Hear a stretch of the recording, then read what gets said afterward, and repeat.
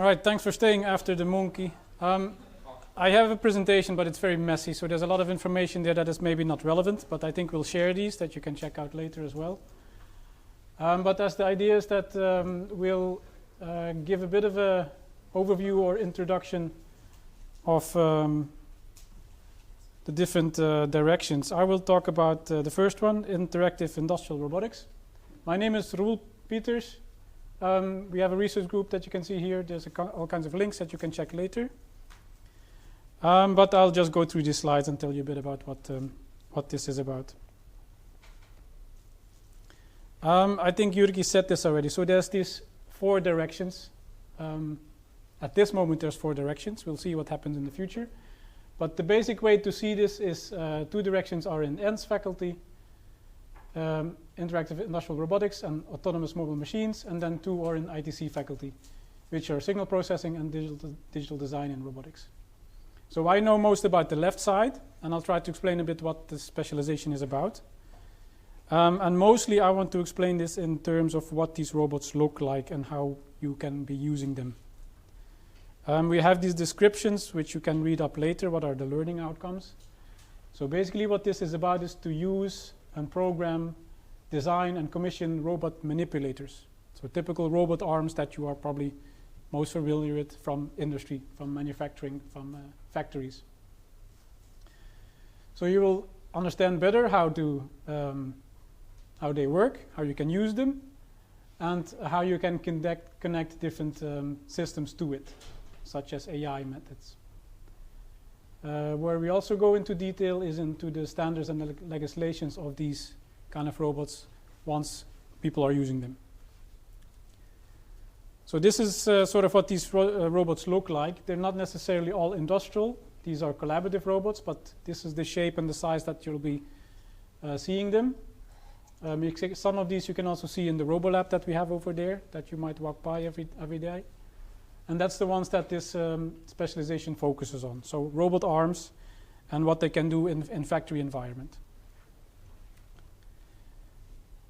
This is a list of courses. I kind of was instructed not to go through different courses, but this is a little bit the easiest way to understand what you will be learning and what you will be going through. So each program or each direction has this list of courses. And the ones that I've highlighted in purple are the ones that are different, in this case, for the module. And the other modules, they have different courses. So many of those, these are similar. And a couple of those, they will be different for the different specializations. A bit more detail on some of these courses to get a bit of an overview of what this is about. So in my opinion, the specialization in intelligent industrial robotics is quite well represented in this course, which is Mechatronics and Robot Programming. This is a 2nd-year master course. And there you will learn how to use mechatronics and robots in terms of how to program them, how to use sensors, how to simulate them, and how to actually get them practically working. In many cases, we will use simulation environments for this. We will use different robots in different forms, such as mobile robots, robot manipulators, and then the different sensors, how to connect to them. So it gives you in one course, it gives you a nice overview of what you can do with these and how to program them into some functional form. We will also have a project work, which is sort of intended to use a team to create the independent project. So you're responsible of doing this project and defining the goals that should be developed. You will have a robot system to use, and you will carry out this project in collaboration with your team, and then report to us what you have done. So this is a bit inspired to have, let's say, industrial use case that you need to develop, and then actually show your outcome. We have a YouTube channel where you can see some of these projects that I think we can link to later as well. We have also a course which is advanced robotics. There you will go into quite low-level detail on how robot control is done and how you can actually program this. So programming is quite heavily used in all of our specializations, but in this case, you go into the kinematics and the dynamics of how a robot manipulator looks like and how you can program that and control that. One thing that is unique for this program is safety aspects, especially in industry. There's a lot of legislations that you need to be familiar with. I know that in Finnish industry, there's several companies that purely focus on these legislations, and you can hire them to figure this out for you. But we have one course that goes into quite a lot of detail of how this actually should look like and how you can do these kind of risk assessments. Here's a list of master theses that have been produced by my group. So these are quite well in line with what the specialization would sort of educate you to. So once you have done the specialization, these are the kind of topics that you can actually do. They focus quite a lot on how humans and robots can collaborate, or how you can design a work cell to facilitate such collaboration, and then using different kinds of sensors and different kinds of systems to enable that, whether that is by human speech or by visual detection of things. This is sort of the outcome that you can see, and you can click on these links and then see the thesis that have been produced in the last couple of years. Some of these were done in research projects that we are running in the group, and some of these have been done with companies. So companies that come with a topic, the actual work is done at the company, and the companies actually pay for that. It's quite common in this faculty. Now the computer broke. Oh no. I wanted to show also the infrastructure that we have. So particular for this module or this specialization, it is very likely that you will spend some time in this lab. If you recognize it, it's the RoboLab that is right there with a recent picture. So there's a couple of work cells that are used in research projects and a couple of work cells that are used in education. So hopefully quite early in the studies you are using these, and especially towards the end of the studies, these are in the thesis something that you might visit actually daily to get hands-on experience in this. That's one of them. We also have a second one, which is here, which is in the downstairs lab. So one floor down, there's a heavy lab.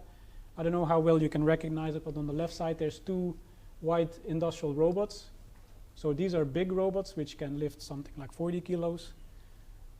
Things become a bit more dangerous in that area, but the research and the education that we do there is in the same line of how can you program them, how can you use them, but then in a more heavy setting.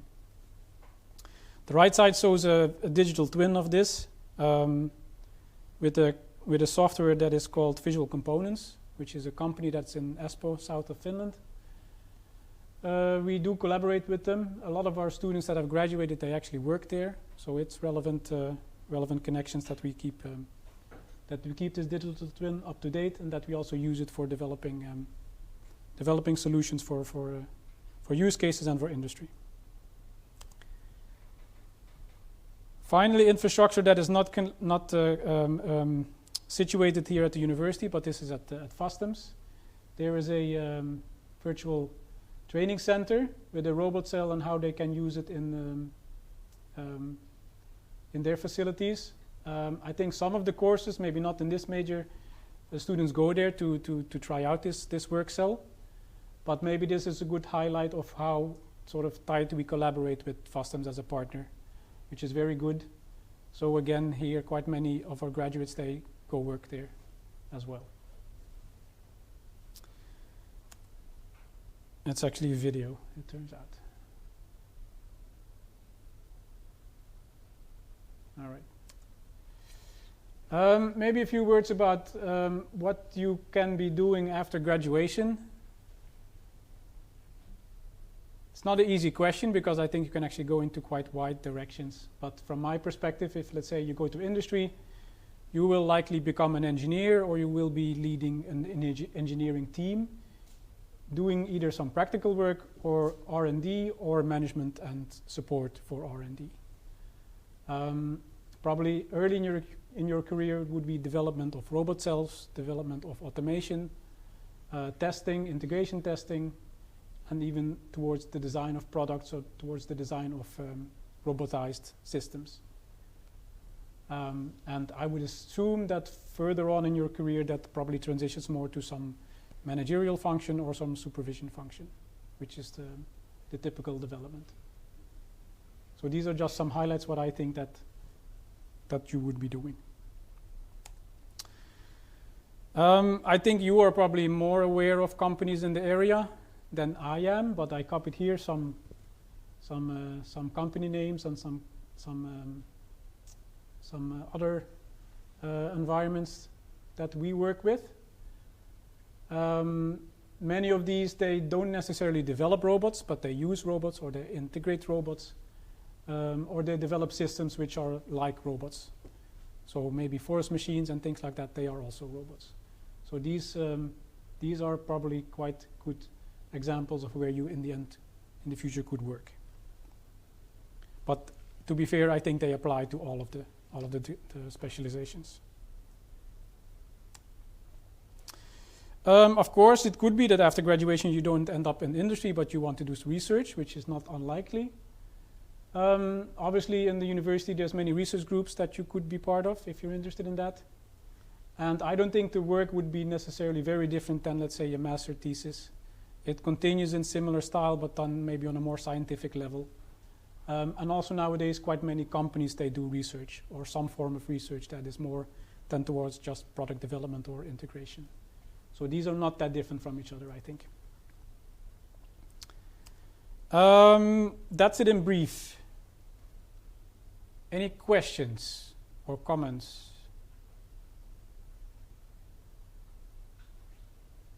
You will get the slides later if you are still interested in some questions, but of course, anytime you want to contact us, that's of course possible.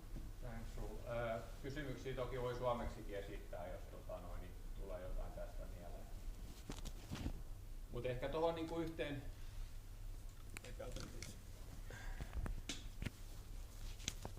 Ellei nyt Ruulille kysymyksiä tule tässä, mutta ehkä sille yhteenvetona, niin tosiaan tämä niin kuin syventäväni käsivarsirobotteja, teollisuusrobotteja paljon hyödyntää, ja se on enemmän ehkä sitä niin kuin tulevaa tutkimista, uuden kehittämistä, jolloin se on sitten näitä puheohjauksia, robottien hyödyntämistä muualla kuin teollisuudessa ja näin poispäin. Mutta samoilla tiedoilla, taidoilla pystyy myös siirtymään niin kuin teollisuuteen, esimerkiksi suunnittelemaan robottisoluja, vetämään tuotantoa, tämän tyyppisiä juttuja, eli hyvinkin laajalti kattaa sitä osaamista. Ja sitten tuo tutkimuspuoli, niin tässä on yksi elävä esimerkki siitä, että tuossa 29 vuotta sitten laitoin 50 kesätyöhakemusta, eli kuulostaa aika samalta, mikä tilanne on tällä hetkellä. Sain yhteen haastattelun, en päätynyt sinne, oli enemmän TETA-hommia. Sitten hain valtionhallinnon harjoittelijaksi tuotantotekniikan laitokselle ja sillä tiellä ollaan. Tekeminen on mielenkiintoista, lelut on uudempia kuin teollisuudessa, mutta joku aina joskus kyselee, että aiotko siirtyä oikeisiin töihin, mutta niin katsotaan nyt. Myöhäistä. Se voi olla kyllä tässä kohtaa jo myöhäistä, että oikeat työt tuli tehty silloin opiskeluaikana Raksalla. Hyvä. Tästä ekasta kysymyksiä. Okay, I think we continue in English, so the Reza Kapselu will be presenting the next one, the autonomous mobile machines specialization. I guess Roel covered quite a lot of related topics, so one way or another we are also doing robotics, because anyway it's one of the majors, or what we call it, specialization in the robotics program. So, but Roel the area was about robots that work in the manufacturing, inside halls. We are talking about machines that work outside. We call them autonomous mobile machines. These are typical applications. There are different terminologies. In Finnish, we call it älykkäät työkoneet. In English, there are many terms. I don't know why. In Finnish, at least, thankfully, there is only one term for it. In English, we have mobile working machines, like a direct translation of a. I look at työkone, it's not exact translation, but somehow related. Non-road mobile machines, off-highway machines, heavy machines or equipment. These are examples from up there. You have the Ponsse machine. Then we have the crane, which is the high-up crane on the right up, and then we have Volvo excavators and the Liebherr wheel loaders. Typically, you have machines that these are machines that are working off-highway. They are typically harsh environments. So they are outside, they are not inside. You cannot control the weather. You cannot control the illumination. It might be fog, rain, dark, winter, summer, dust. When they are working, especially there's it hasn't been raining. Even in construction, you have a lot of dust. If it's agriculture, you might have a lot of also dust around, depends what they are doing. They are powerful machines, so they are typically driven by hydraulics. That's why some of the things that this major covers is the studies around hydraulics engineering. They are mobile and manipulating something, so they are not just typically fixed to the ground. They have either wheels or they have some sort of tracks, like a tank.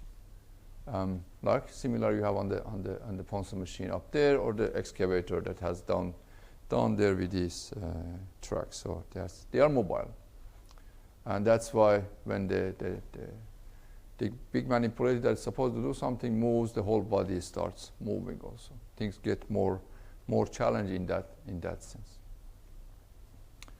And also the variation when you are in the manufacturing. There are a few of them.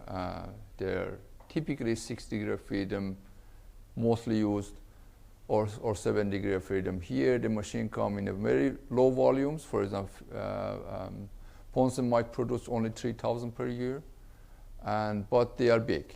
They are big, and also they have a lot of variations. You have, for example, this kind of a machine. The machine itself, it might have 300 different attachments to the end effector. It means that when you do automation, you actually need to do this automation in such a way that can easily be transferred from one task to another. So this is kind of the application area. So why is it important? Well, these machines are everywhere. They build our roads, they build our home, they carry our cargo, they produce our food in agriculture, they produce our raw materials in mining, etc.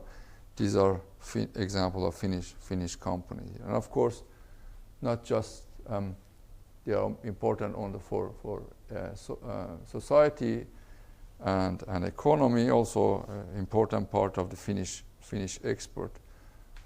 You can see from up there, we have a mining machine. Then it goes to the lower part, like a mining machine, like we have the Normet and Sandvik example there. Metsäkone, we have this Ponsse, John Deere, logistic machines. You have there Rokla and Kalmar, and also Normet does some of those. Then we have this utility machines, or in Finnish the kiinteistöhuolto type of machine that you typically see more in the cities, and Satamas and other machines you have. Then you see these tables. Finnish companies, they are very big in international scope. So of course not every part, because these are international companies anywhere. They are headquartered in Finland, but they are big part of them also internationally spread around in Nordic or Europe or some other place. So small nation, but we have big machines. So that's the case. There are a few associations. We have FIMA, Forum for Intelligent Machines. There is a list of companies. You can see them more. And there is this 6 sustainable industry, 6 mobile machine.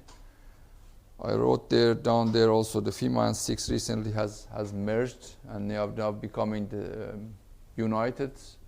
It still is ongoing, so I still have them, and that's two separate page. But there you can find a list of all the companies that are at least active in these two associations or initiatives. 6 announced, they kind of published this roadmap for 2030. It's called the Mighty Machines Powered by Finland, Strategic Growth 2035, and those are the targets. Triple the revenue, 45,000 new jobs, recognized as a leading R&D player globally. Okay, now the numbers are really huge. I don't know how they are going to make it, but at least that's the plan. So,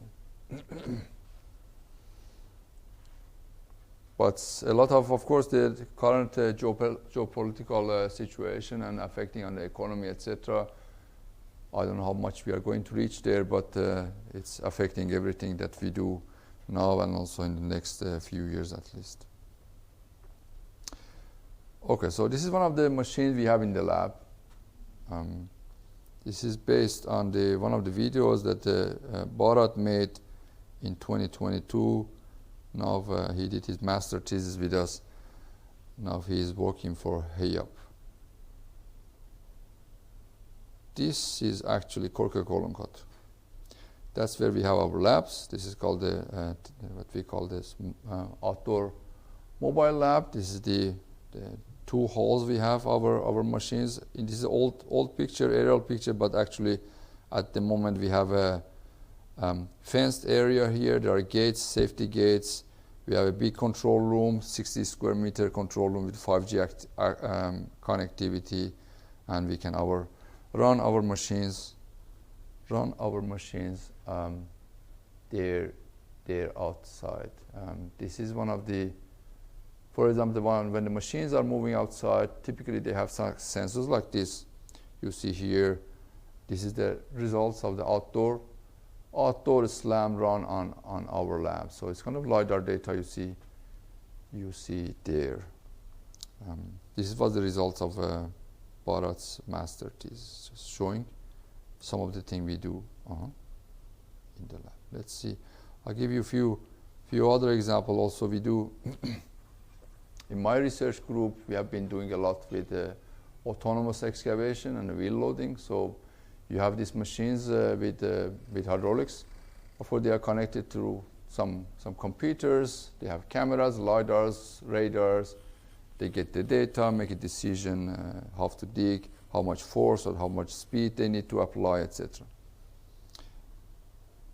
We have been also doing a lot with what we call a visual surveying, meaning that you could do some sort of a pallet picking tasks with machines like that, and of course in all different kind of and of course a lot of recently also doing a lot of machine learning related reinforcement learning, machine learning, supervised learning, etc. All those things, because these machines are difficult to model. That means that we benefit also with the recent advances in machine learning techniques to do that. And of course, not these machines always. Machines when we work with the learning-based techniques, they can do weird stuff, and that's one of the things that we have been addressing in my group as well. How to deal with the safety when we are training big machines, because these are not a small thing that if they go wrong, they can go through the wall. Right? They can dig. They can be very heavy. So it's a safety concern is a very important and big concern. I have a few examples.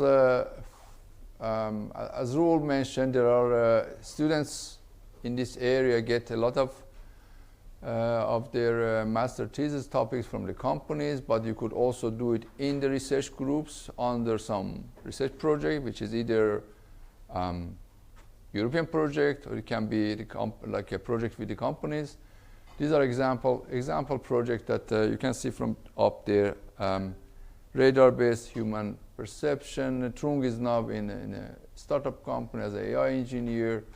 Rehan did his master's now with me on SLAM. Now he's in Sandvik. Teemu did on pallet picking. Teemu is in MLE, Rokla, and others. Others you can see them. They have been going around in different areas. These are a few of the examples. And of course, we have some of them also continue their from master. They do their PhD. Golnaz is doing PhD with me at the moment, and Rufat is also doing PhD. I'll skip this one. These are also some of the PhDs, of course, not staying with us. They go to the company, like some of them are in Hult, Liebherr, Volvo. I brought them here as an example. And Tyrone at the moment is with me as a postdoc also. He has this research to business, so the idea is that we spin off maybe some company as well around the topic they have been developing in my group. So there are many ways to use your knowledge. Either you are interested to go to company work or to do some research, a bit more advanced, go to PhD, or even you can go build up your own company. At least these are the professors that are mainly working in this area, as I said in the beginning. Also, these are anyway robotics, and a lot of things we share with the RUL and other research groups. But there are some when you come actually mostly to the doing project with us, the topics might be slightly different, but otherwise a lot of basic techniques are very similar. I skip. I already discussed about what kind of things I do in my group.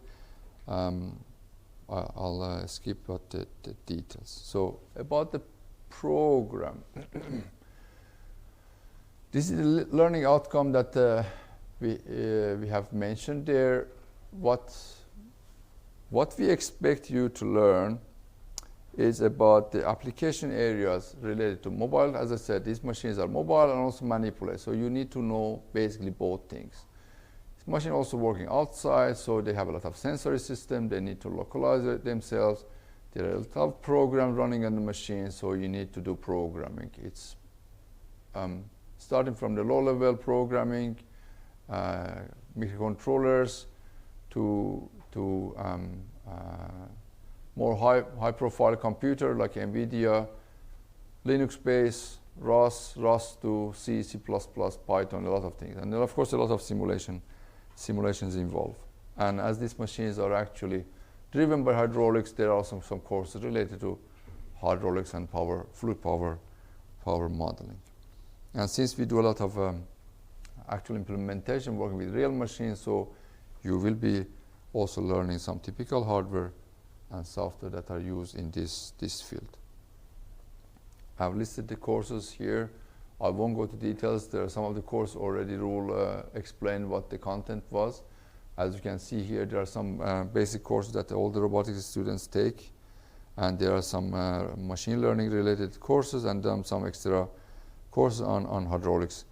That the last three, automation hydraulics, modeling hydraulics, and model-based design. These are more like related to hydraulics. And there are computer vision courses that are from other faculty, and the machine learning course, deep learning course from the other faculty as also there. And then in one of these 3 courses you need to take, you can decide to go more to the hydraulics and machine itself, like components, or to do just project course. That depends on you how you want to have the last 5 credits you need for this major. Yes, it's an exciting time to be a robotics student. A lot of job opening, at least the ones I'm aware of.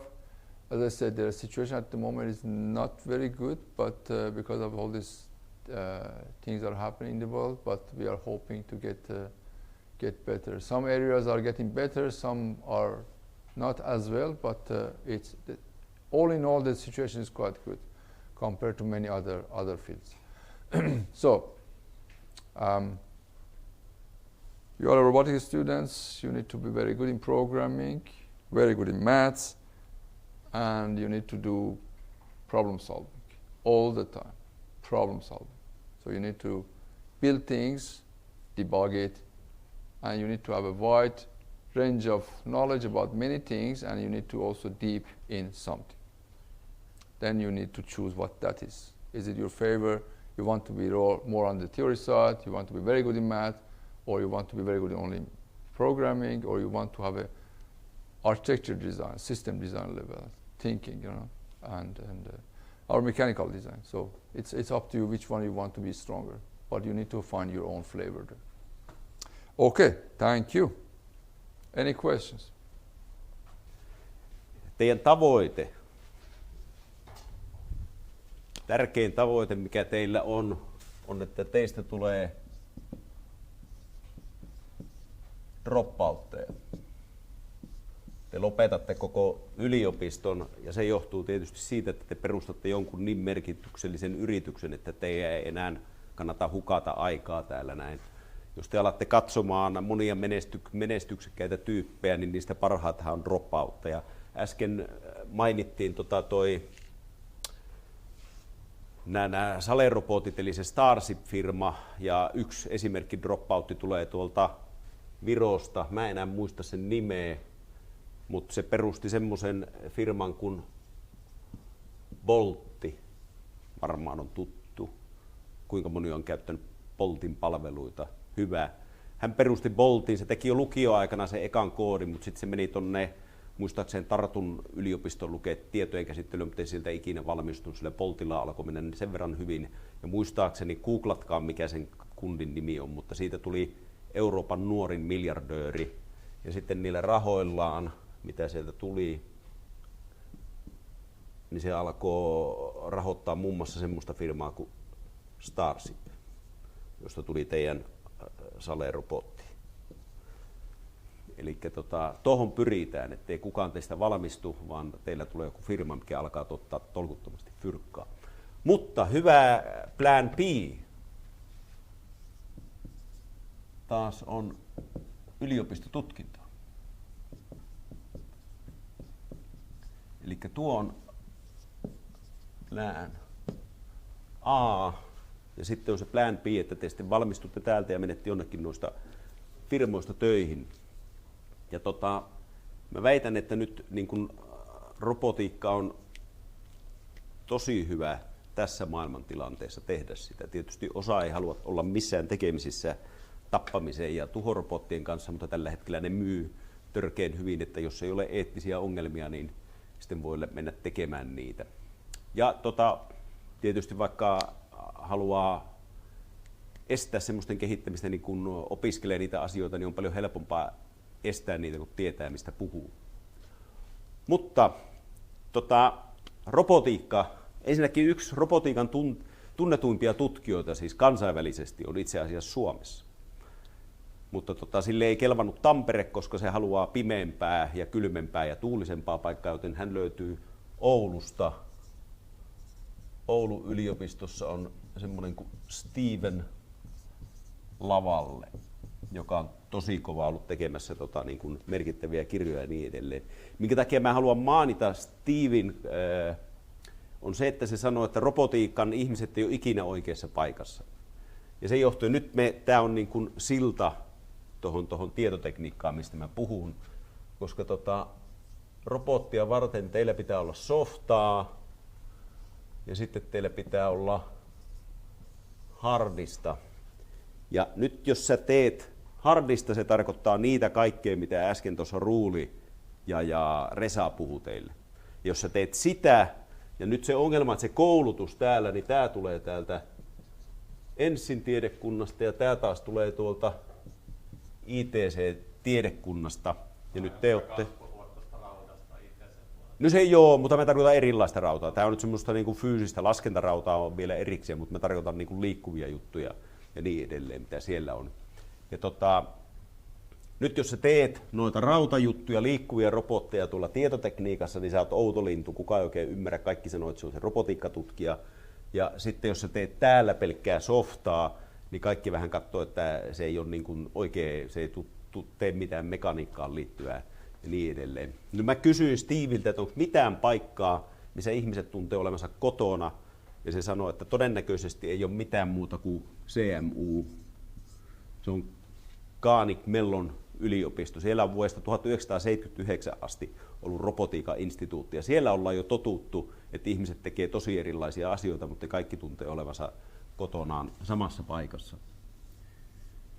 No nyt on se ongelma, että teidän pitää niin kuin jollain tavalla tasapainotella täällä välissä, ja nyt se itse asiassa näiden molempien, niitä valitsemalla niitä kursseja, niin te joko valitsette, että mä luen enemmän tätä niin kuin robotiikkaan liittyvää hardista, tai sitten mä luen ehkä vähemmän softaa ja niin edelleen, mutta nyt siinä modernissa kaikissa noissa firmoissa, mitä mainittiin, niissä tarvitaan osaamista molemmista. Mä olen huolestuneena katsonut, kun mun kurssille, mä luen noin tekoälyn perusteita, tulee robotiikan opiskelijoita, teitä vanhempaa vuosikurssia, ja ne on muuten briljanttia, hyvännäköisiä numeroita, mutta niillä on tosi huonot arvosanat ohjelmoinnista. Se on huono idea, koska se ohjelmointikyky on niin kuin täällä sitä hommaa, millä ratkotaan ongelmia. Ja siitä tullaan sitten oikeastaan siihen, mitä meidän signaalinkäsittely- ja koneoppimisen signaalinkäsittelyn laboratorio tarjoaa. Ja perinteisesti meidän porukkaa on mennyt niin kuin pääasiassa ohjelmistotaloihin, mutta siellä myös niin kuin Googlelle ja muulle, missä on tehty niin kuin käytännössä katsoen tekoälystä, ja tietotekniikan tutkijat on kehittäneet kielimallit, kaikki niihin liittyvät, kaikki ne työkalut, mitä te tänä päivänä OpenAIsta ja niin edelleen, ne on käytännössä katsoen tietotekniikan väen tekemiä ja niin kuin ohjelmoimalla tehtyjä. Mutta se iso haaste on nyt saada ne kaikki fyysiseen maailmaan, koska tänä päivänä tekoäly voi tehdä käsittämättömiä asioita matematiikan ja muun kanssa, mutta jos te haluatte saada sen kaatamaan lasin teidän pöydällä, niin se on melkein mahdotonta. Toki se tänä päivänä saattaa maksaa jollekin teidän kaverille se tekoäly, että se tulee ja kaataa sen, mutta se ei niin kuin itse se ei pääse sinne fyysiseen maailmaan. No me yritetään lisätä teidän tietämystä oikeastaan tuosta ohjelmistosta. Se, mitä me opetetaan, on sitä perinteistä signaalinkäsittelyä, kuvan käsittelyä. Me ollaan tosi hyviä audiossa ja puheen käsittelyssä. Meille tulee tietotekniikalle paljon sellaisia opiskelijoita, kenen tausta on jossain musiikin tekemissä. Ne on joko muusikoita tai niitä kiinnostaa, miten pystyy tekemään jotain efektilaitteita kitaroihin tai niin edelleen. Ne tulee sen perässä.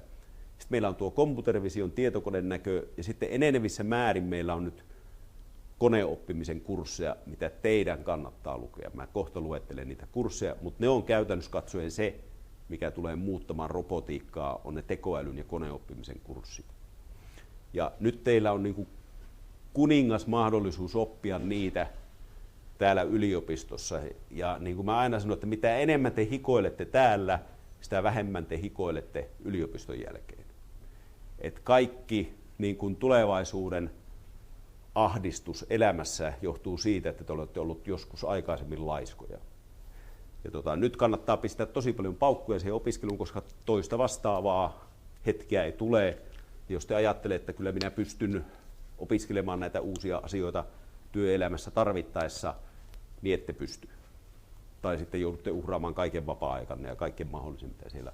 Nyt kannattaa hikoilla tosi paljon ja ottaa kursseja sillä idealla, että se mitä epämukavampaa, sitä mukavampaa. Mitä rankempaa hommaa, semmoinen kurssi, minkä te heti kurssialussa huomaatte, että no mä osaan tämän homman jo todennäköisesti aika hyvin, niin unohtakaa se kurssi ja vaihtakaa se johonkin toiseen sieltä. Hyvä. No me opetetaan, me tarjotaan pääaineita kanditasolla, maisteritasolla ja sitten tohtoritasolla, ja niin kun me ei hirveästi tehdä eroa opiskelijoiden kanssa, että millä tasolla ne opiskelee. Me heitetään kaikki, jos ne tulee meille kesätöihin, tekee meille kanditöitä, niin ne heitetään niin kuin syvään päätyyn ja katsotaan, että pysyykö ne pinnalla vai ei. Yleensä pienen räpiköinnin jälkeen ne alkaa niin kuin ihmiset huomaa, ja sitten kun ne huomaa, että tämähän on niin kuin hankalaa, mutta mä pystyn oppimaan näitä juttuja, niin sitten ne innostuu niistä hommista sieltä. Mä listaan vaan kursseja, mulla ei ole kun, tää lienee mun viimeinen kalvo tuolla. No se ohjelmoiminen, mä listasin vaan sinne läjän noita ohjelmoinnin kursseja. Osa niistä on teille pakollinen, mutta lukekaa sitä niin paljon kuin pystytte ja käyttäkää siihen aikaa. Ohjelmoiminen on tulevaisuuden insinöörin ja tämän päivän insinöörin, se on sitä matematiikkaa. Niin kun, mitä paremmin pystytte koodaamaan, enemmän ja enemmän se on niin kuin ohjelmistoja siellä robotiikassakin. Lukekaa niitä, mä sanoisin, että kaikki mahdolliset kurssit ohjelmoinnista, mitä vaan pystytte siellä. No sitten mennään tuonne machine learningiin. Mä sanon, että se on niin kuin kaikki nuo kurssit on pakko lukea, jos haluaa olla niin kuin robotiikassa, ymmärtää niitä juttuja. Siellä on se, mä pidän tuon johdannon ja sen jälkeen meillä on deep learning-kurssi, pitää Virtasen Tuomas. Sen jälkeen meillä on nyt advanced deep learning-kurssi, minkä pitää meidän suhteellisen uusi proffa,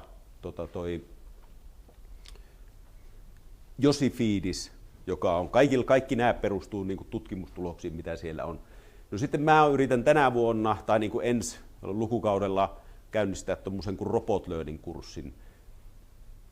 Mä otan sinne vain muutama opiskelija alkuun, koska niin kuin mäkin olen tämmöinen niin kuin eheytymishoidossa. Mä oon tehnyt kaikkea muuta, mutta nyt mä teen robotiikkaa, yritän tehdä mahdollisimman paljon, mutta kun mä tuun tietokonesuunnasta, niin mulle niin kuin semmoiset asiat, mitkä monelle teistä 3-4 vuoden jälkeen on helppoja, niin ne on mulle niin kuin vielä hankalia, mutta niin kuin koodata mä pystyn mitä tahansa, niin mä yritän niin kuin lähestyä robotteja meidän tietotekniikan opiskelijoiden suunnasta, ja sen takia meillä on tämmöinen robot learning kurssi, missä me tehdään, niin kuin mietitään, että mitä kaikkia juttuja voidaan koodata siellä ja miten me voitaisiin hyödyntää noita koneoppimismenetelmiä. Ja sitten meillä aloitti juuri viime viikolla uusi proffa, joka taas on niin kuin roboteille tärkein koneoppimisen osa-alue, on tommonen kuin reinforcement learning, vahvistusoppiminen, niin hän on tämän alan spesialisti ja niin kuin perustaa vielä siihen aikaan, että te kerkeette lukemaan kurssini tuosta noin. Ja hänen niin kuin taustaa se on ollut tuolla DeepMindilla hommissa ja sitten se on ollut Toronton yliopistossa, mikä on Kanadassa ja mikä on ollut niin kuin tietyllä tavalla tämmöisiä tekoälyn syntypaikkoja, niin on siellä ollut tekemässä ja niin kuin aloitti meillä nyt proffana ja perustaa tuosta kurssin, lukekaa. Mä en vielä listannut sitä tonne noin. No sitten te voitte valita niistä lopuista kursseista, että mikä teitä kiinnostaa. Ja siellä on tämmöistä hardcore-signaalin käsittelyä. Erityisesti tuohonkin meillä on tullut uusi proffa tuohon statistical signaalin käsittelyyn. Siellä puhutaan kalmansuotimista ja niin edelleen, mitkä tulee olemaan teille robotiikassa yllättävän paljon, tuutte törmäämään ja niihin edelleen. Jos teitä on, niin kuin te tykkäätte pureskella matematiikkaa ja niin poispäin, niin silloin ehkä tuo signaalin käsittely. No Option 2 siellä meillä on vasta kun tuo tietokonenäön kurssi, se teidän, se taas saattaa kuulua teidän pakollisiinkin kursseihin, mutta se nyt on ehdotonta lukea Rahtun Esan pitämänä. Ja sitten nuo audiokurssit, vaikka ne tuntuu, että mitenkäs ne nyt liittyy tähän robotiikkaan, mutta itse asiassa ne on niin hyvät pitäjät niissä kursseissa. Audio on jollain semmoista intuitiivista, mitä te kaikki niin kuin ymmärrätte, mitä siellä tapahtuu. Ja mä sanoisin, että ne menetelmät, mitä sieltä tulee, niin te hyödytte niistä aika paljon myös sitten niin kuin robotiikan tekemisessä. Ja lukekaa se, miten kannattaako niin kuin meitä ottaa pääaineena, sehän ei paljon vaikuta niihin kurssikokonaisuuksiin, mikä siellä on, mutta kannattaa lukea näitä niin kuin tuolta kurssilistalta ja ottaa semmoinen, että teillä on niin kuin vahva tuntemus, että niin kuin robotteja, kun te ohjelmoitte, niin tiedätte, että mitä mä pystyn perinteisesti ratkomaan sillä, mitä tällä tiedekunnassa on teille opetettu säädöstä ja niin edelleen. Ja mikä on niin hankala ongelma, että niin kuin mun kannattaa itse asiassa käyttää koneoppimismenetelmiä, mikä tarkoittaa sitä, että mä kerään vaan dataa, pistän ne läpi semmoisesta systeemistä, joka maagisesti alkaa toimimaan sen jälkeen. Koska enenevissä määrin siihen niin kuin taikaan, siihen koneoppimiseen luotetaan robotiikassakin, mutta sitä ei voi tehdä, jos ei tunne robotteja niin kuin te tunnette niitä. Hyvä. Onko mitään kysyttävää? Ei mulla tän enempää tästä kerrottu. Mä tiedän, että mä mietin just, että minkä takia teistä moni ei ole sitä ohjelmoinnista innostunut, mutta se varmaan on, että niin kuin tietyllä tavalla jos te olisitte innostuneita siitä, niin te olisitte mennyt lukea tietotekniikkaa, että teitä jollain tavalla kiinnostaa ne laitteet ja niin edelleen, mutta se ohjelmointi on vaan semmoinen, että se kannattaa niin kuin ottaa haltuun. ei ole kovin monimutkaista, sehän on ihan samanlaista kuin niinku hardiksen kanssa räplääminen, mutta siinä pitää tietyt perusperiaatteet oppia ja sen jälkeen se onnistuu paremmin ja paremmin. Ja firmoissa kaikille löytyy, ja mitä jos te osaatte ohjelmoida, niin sehän vaan laajentaa sitä niin kuin varsinkin kesätyörepertuaaria, kun voi mennä softataloihin ja niin poispäin. Tosiaan mun nimi on Sakari Lahti ja mä oon tietokone- ja digitaalitekniikan opettaja tuolla tietotalossa. Ja tosiaan Digital Design Robotics on tämä suuntaus, mistä mä tulin puhumaan. Tai miksi robotit välittää nollista ja ykkösistä, no Jonikin jo kertoi siitä. Tässä on tämä, mua kiellettiin, ettei saisi näyttää tämmöisiä kurssilistauksia tässä tapahtumassa, mutta mä nyt kuitenkin laitoin sen näkyviin.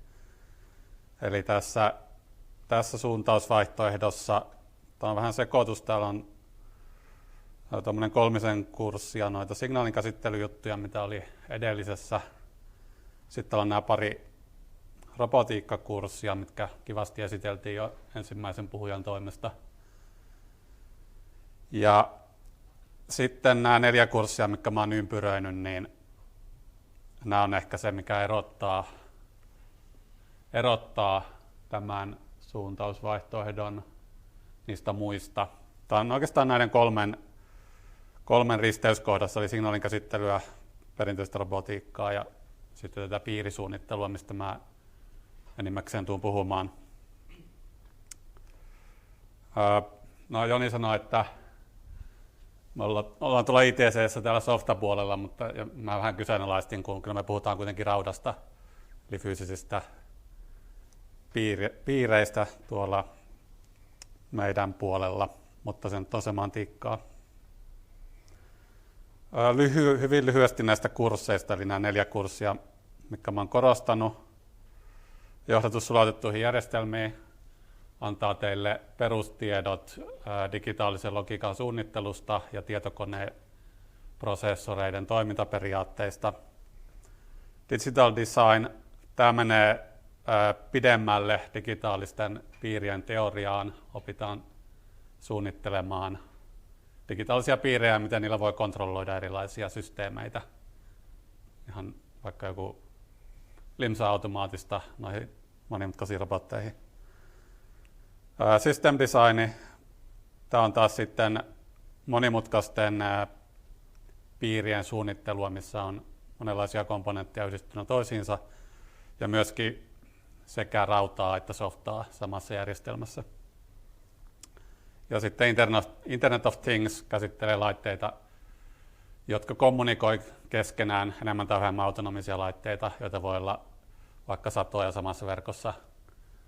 Ja tosiaan kommunikoi keskenään, ei välttämättä internetin yli, niin kuin tuossa nimessä sanotaan, mutta jonkinlaisen tietoverkon yli.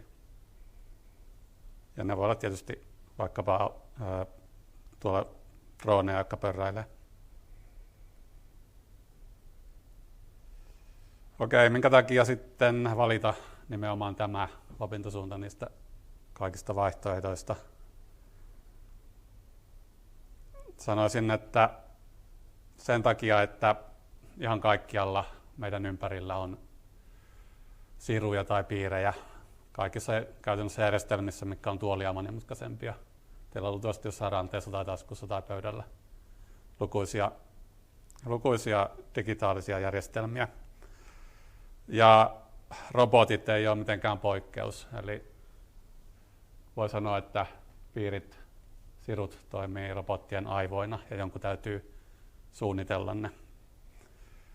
Ja mä oon itse niin kuin geneerinen digitaalisuunnittelija, mutta jos te erikoistutte robotiikkaan, ja kuten te erikoistutte, niin teistä tulee aivan erityishyviä suunnittelemaan siruja, jotka kontrolloivat näitä robotteja. Teistä tulee parempia siinä kuin mitä mä pystyisin olemaan. Eli erikoistuminen kannattaa.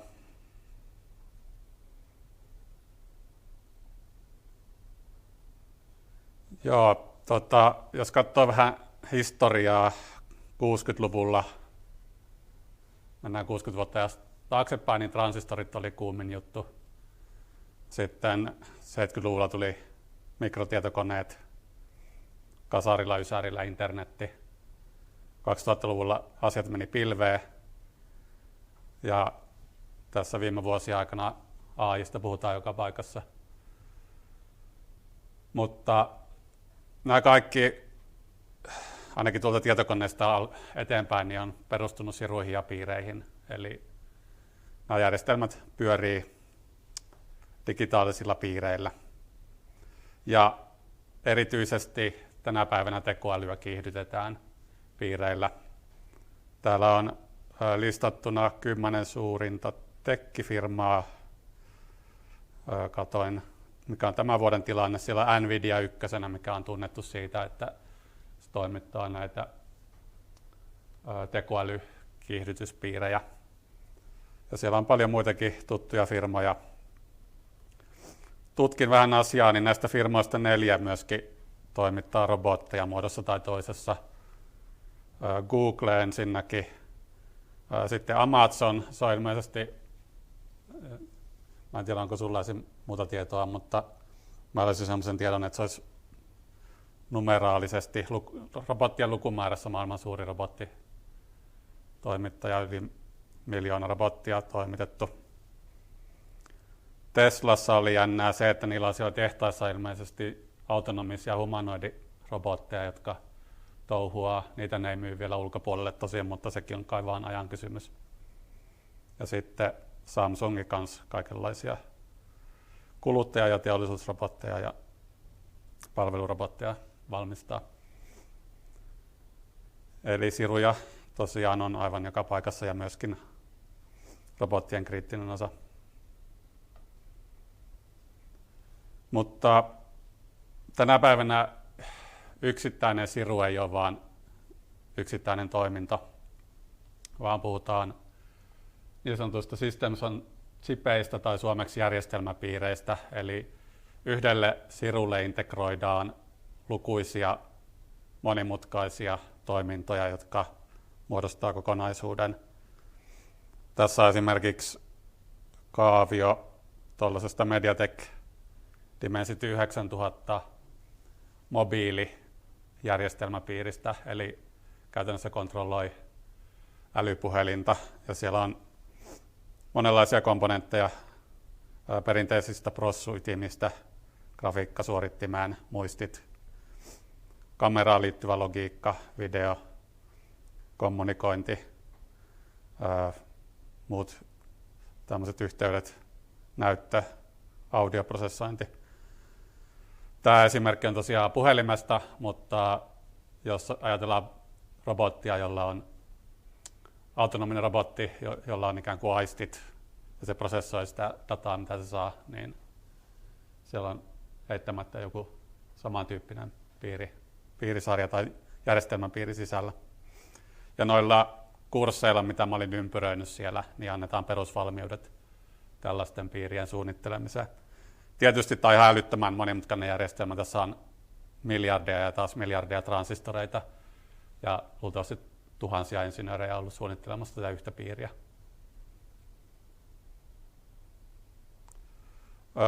Tässä yhteydessä tekee mieli mainita tämmöinen kuin SOCHUB. Onko kukaan sattumoisin kuullut tai törmännyt termiin? En ole sinänsä yllättynyt. Mutta tämä on tämmöinen konsortio, mistä me ollaan aika ylpeitä oltu tuolla tietotekniikan yksikössä. Eli me muodostettiin 8 firmaan kanssa tosiaan konsortio ja tehtiin yliopiston ja firmojen välisenä yhteistyönä teollisuusluokan sirutuotantoa. Tämmöistä ei ole koskaan aikaisemmin Suomessa tehty. Tämä on ihan lähivuosien projektia on edelleenkin käynnissä. Siellä on noin 120 henkilöä ollut suoraan tekemisissä. Ja tosiaan teollisuusluokan siruja, 1 siru per vuodessa tullut parhaimmillaan ulos. Ja myöskin teollisuuden tuotanto- ja tutkimus- ja kehitysmenetelmiä käytetty.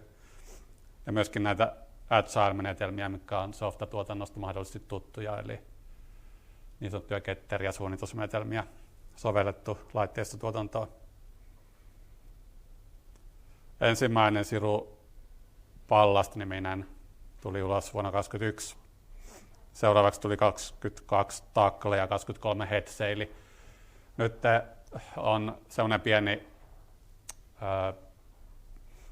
pieni välivaihe menossa projektissa, eli juuri nyt ei ole tulossa uutta Sirua ulos, mutta muodossa tai toisessa tämä tulee jatkumaan.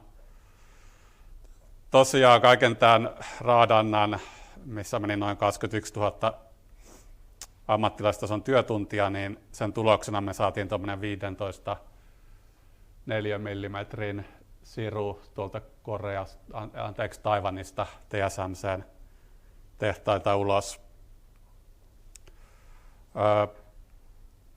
Tässä on huomionarvoista, että meillä oli paljon myöskin diplomityöntekijöitä ja muita opiskelijoita ihan niin kuin ainakin lähes täyspäiväisesti työllistettynä tähän projektiin. Ja tosiaan se Siru on tommonen piskuinen alle sentti kertaa sentti tämän levyn keskellä. Tuossa on layoutti, eli tuo marjapuuromainen alue on sitä logiikkaa, missä on niitä miljoonia tai satoja miljoonia transistoreita. Sitten siellä on liitäntäpinnit ulkomaailmaan ja kaikki on tosiaan tungettu tuonne pieneen Siruun. Ja tämä systeemi on integroitu tämmöiseen testauslevyyn tässä kuvassa ja päästy näkemään toimiiko se niin kuin kuuluisi toimia. Kyllähän se toimi ja voi kuvitella, että jos siellä on tosiaan niin kuin satoja miljoonia tai enemmän transistoreita, niin se vaatii todella kehittyneitä menetelmiä, että tämä saadaan kerralla oikein. Ja sen pitää olla kerralla oikein, koska tämä maksaa vähintäänkin satoja tuhansia tuottaa siellä tehtaalla, ja jos tehdään pienikin muutos, että löytyy joku bugi, niin taas menee satoja tuhansia, että saadaan valmistettua uudenlainen maski siihen valmistukseen. Ja meidän tavoitteena on opettaa teille niitä menetelmiä tuolla tietotalon päässä, että miten nämä saadaan kerralla oikein nämä järjestelmät. Tässä on kaaviokuva tästä edellä mainitusta Sirusta. Ei ole todellakaan tarkoitus käydä läpi, mitä kaikkea sieltä löytyy.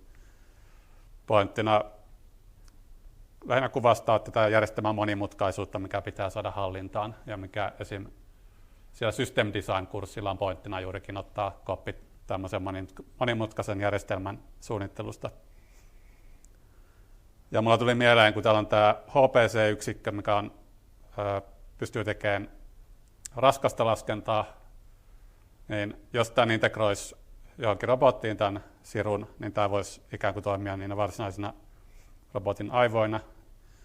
Sitten on tämä Medium Performance System, jossa on paljon ulkoisia liitäntöjä, niin tätä voisi sitten käyttää kenties sen robotin, jos on jonkinlaiset raajat, niin niiden raajojen kontrolloimiseen, tai mikä se ulkoiset liitännät sitten onkaan, millä se reaalimaailman kanssa touhua. Ja sitten täältä löytyy esimerkiksi tekoälykiihdytin lohko ja kaikenlaisia muita laskentaa avustavia lohkoja.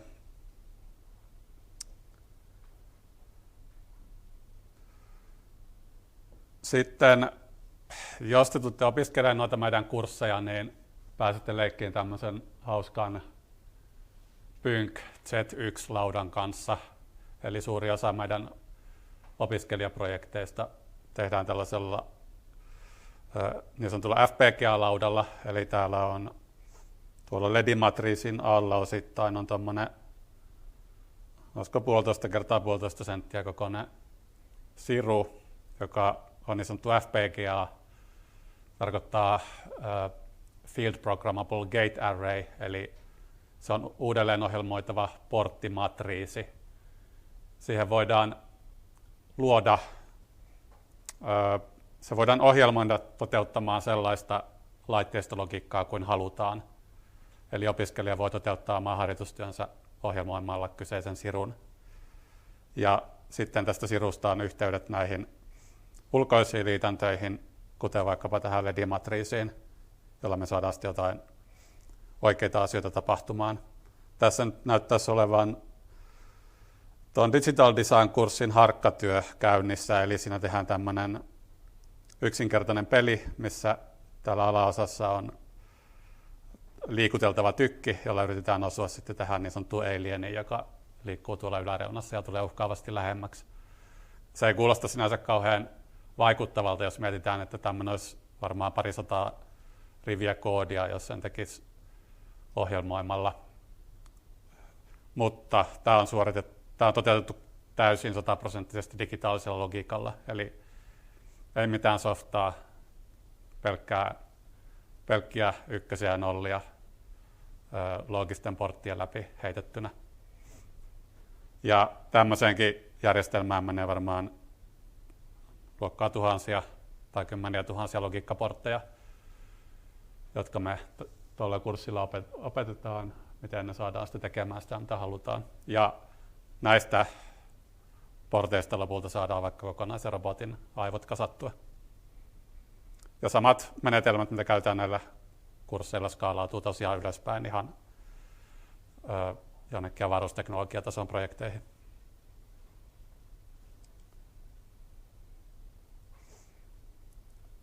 Joitakin mahdollisia urapolkuja tai titteleitä, jos menette johonkin firmaan, mitä näiden opintojen jälkeen teillä voisi olla. Tämä on hyvin lyhyt, pieni lista, lähinnä vain esimerkkejä, mutta tarkoitus ei ole niinkään luetella kaikkia mahdollisia rooleja, mihin voi sitten päätyä, vaan pikemminkin vaan huomata, että kaikki paikat, missä robotit ja sirut kohtaa toisensa, niin sellaisista paikoista voitte löytää itsenne näiden opintojen jälkeen. Ja voin taata, että jos tänä päivänä maailma on täynnä siruja ja robotteja, niin tulevaisuudessa niitä on vielä eksponentiaalisesti enemmän. Eli sanoisin, että ei tarvitse pelätä työpaikan puolesta, jos tulee tätä opiskelemaan. Siinä oli kaikki, mitä mulla oli. Onko kysymyksiä?